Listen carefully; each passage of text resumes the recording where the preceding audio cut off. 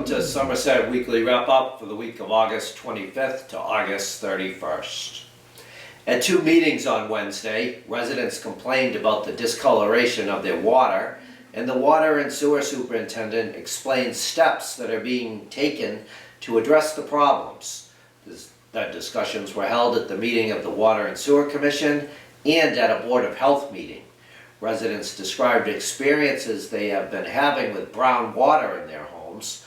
Water and Sewer Superintendent Paul Sylvia said the water department is taking a targeted approach to the problem with plans to replace pipes and also plans to reline pipes over time.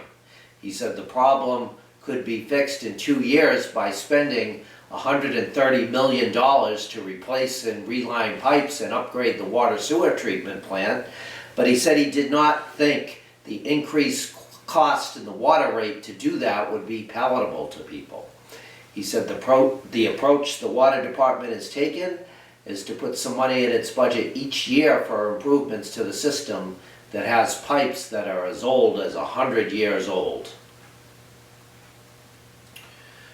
Town Administrator Mark Alucci said the estimated cost to address problems with the old town hall building is $900,000, but for $100,000 more, the building could be raised and a new building constructed. The building has been closed because of issues with the foundation and bathrooms and other problems. The Recreation Department used to use the building for its programs, and some groups such as Alcoholics Anonymous held meetings there. A new member for the Somerset Housing Authority is needed because Thomas Potter has resigned after serving on the authority for about 20 years. Potter resigned because he has moved out of town. Only Somerset residents can serve on the authority that oversees 2 apartment complexes that are for people who are 60 years old or older or are disabled. They also must be under a certain income level to live in the apartments. A joint appointment will be made to the authority by the Selectmen and the Housing Authority. Those who are interested in serving in the position can send an application to the Housing Authority by noon on September 8th. The Housing Authority office is located at 75 Kennedy Terrace in Somerset. The application can either be mailed there or dropped off at the office. They are hoping to make that appointment at a September 13th meeting. The position is an elected position. Someone will be appointed to the opening because the election is not until April. If the person who is appointed wants to continue in the position after April, they will have to run in the election.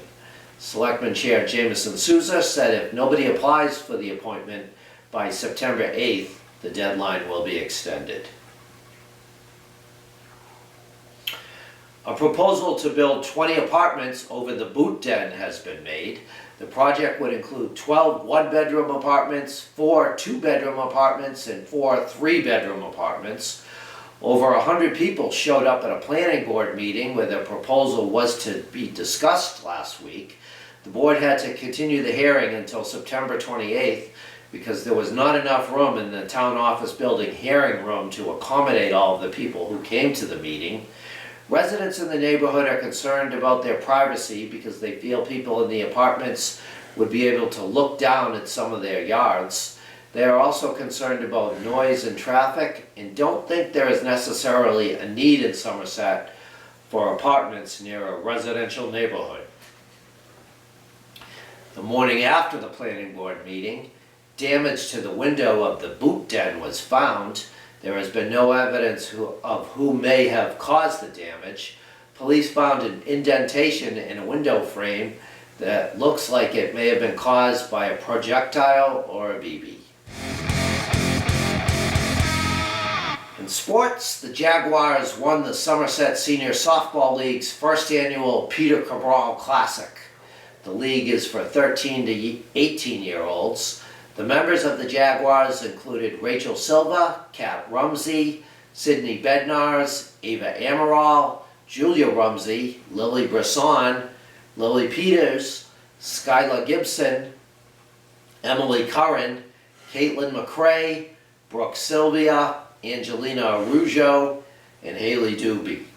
Brad Silva was the head coach of the team, and Scott Cabral was his assistant coach.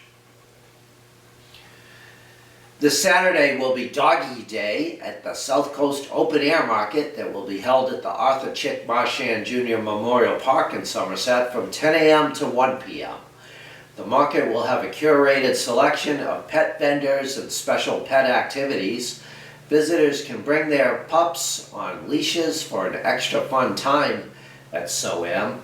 They will surely walk away with some fun memories, extra treats, and nose kisses from their furry friends. Thank you for tuning in to Somerset Weekly Wrap Up. We will see you next week with news from around Somerset.